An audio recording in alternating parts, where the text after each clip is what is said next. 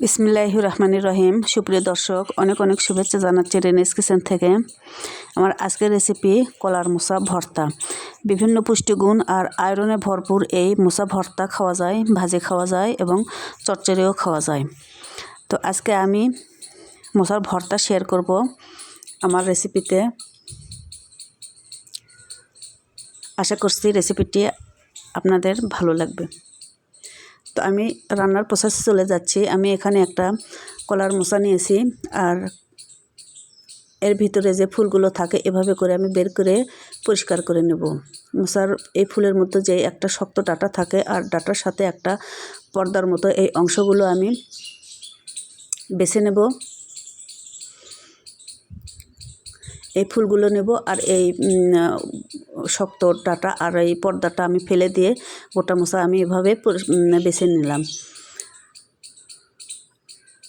আর ভিতরের যে নরম অংশটা থাকে এই নরম অংশটা আমি কেটে নিয়েছি। আমি এই ফুলগুলো এখন সিদ্ধ করে নেব। আমি চুলায় পানি দিয়েছি, পানিটা ফুটে এসেছে। সবগুলো মোচার ফুল আমি দিয়ে দিলাম। 5 মিনিট রান্না করে আমি ফুলগুলো সিদ্ধ করে নেব এবং এটা ব্লেন্ডারে পেস্ট করে নেব। আমার মোচার ফুলগুলো সিদ্ধ হয়ে এসছে, আমি তুলে নিচ্ছি। আর মোচা সিদ্ধ করার যে পানিটা, এটা অনেক পুষ্টিগুণ।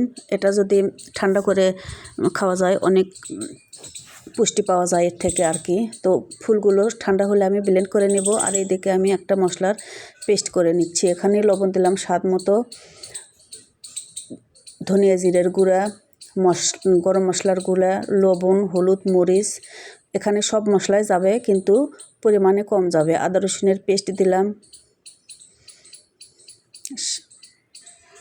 সামান্য পানি দিয়ে এই মশলাগুলোকে পেস্ট করে নেব। মোচা ভর্তাতে সব ধরনের মশলাই যাবে, বাট পরিমাণে অল্প যাবে। তো সবগুলো মশলা আমি পরিমাণ মতো করে নিয়ে পানি দিয়ে একটু গুলিয়ে নিলাম, একটা সাইডে রেখে দিচ্ছি। আর পেঁয়াজ মরিচ লাগবে, আর আমার লাস্টে একটু ঘি লাগবে, আর সেই সাথে একটা সাদা ফল আর এক টুকরো দালচিনি লাগবে। একটা তেজপাতা আমি মাঝখান থেকে ছিঁড়ে নিচ্ছি, এটাও লাগবে। তো আমি রান্নায় যাচ্ছি। আমার কলার মোচাগুলো পেস্ট করা হয়ে গেছে। এবারে আমি পরের ধাপে যাচ্ছি রান্নাতে। প্রথমে প্যানে আমি পর্যাপ্ত পরিমাণ সরিষার তেল দিলাম, আর এলাচ, দালচিনি আর তেজপাতা দিয়ে সামান্য একটু ফুটে আসলে, এভাবে যখন ফুটে আসবে তখন সুন্দর একটা স্মেল বের হবে মশলা থেকে। সে পর্যায়ে আমি পেঁয়াজ অ্যাড করে দেব। কেটে রাখা পেঁয়াজ আর 3-4টে কাঁচামরিচ আমি অ্যাড করে দিলাম। সামান্য একটু ভেজে নেড়ে চেড়ে নেব। নেড়ে চেড়ে ভেজে একটু ব্রাউন কালার ধরে আসলে আমি গুলিয়ে রাখা সে মশলাগুলো দিয়ে দেব, আর বাটিটা ধুয়ে একটু পানিও দেব। এই পানিতে পেঁয়াজগুলো আমি ভালো করে একটু কষিয়ে নেব যতক্ষণ তেলটা মশলা থেকে সেপারেট না হচ্ছে। আবার এই পর্যায়ে পেস্ট করে রাখা কলার মোচাগুলো আমি দিয়ে দিলাম, আর ভালো করে মিশিয়ে এভাবে নেড়েচেড়ে শুধু রান্না করে নেওয়ার পালা।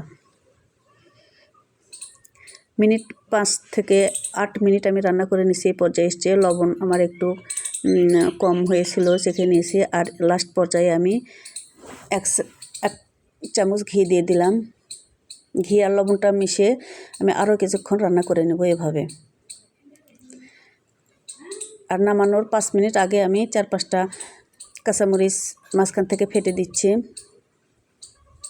এতে করে কাঁচামরিচের একটা ফ্লেভার অ্যাড হবে আর খেতেও মজা হবে। তো আমার রান্না একেবারে শেষ পর্যায়ে, আমি পরিবেশনের জন্য তুলে নেব। মোচা ভর্তাটা খেতেও যেমন সুস্বাদু, তেমনি অনেক পুষ্টিগুণ ভরা। বিশেষ করে মেয়েদের মেনস্ট্রুয়েশনের পরবর্তী সময় অথবা আফটার বর্ন বেবিস মাদার যারা আছে, তাদের শারীরিক রক্তশূন্যতা আর আয়রনের ঘাটতি পূরণ করতে এই কলার মোচা গুরুত্বপূর্ণ ভূমিকা পালন করে। সুতরাং সুলভে কলার মোচা থেকে এই পুষ্টিগুণগুলো আমরা সহজেই নিতে পারি।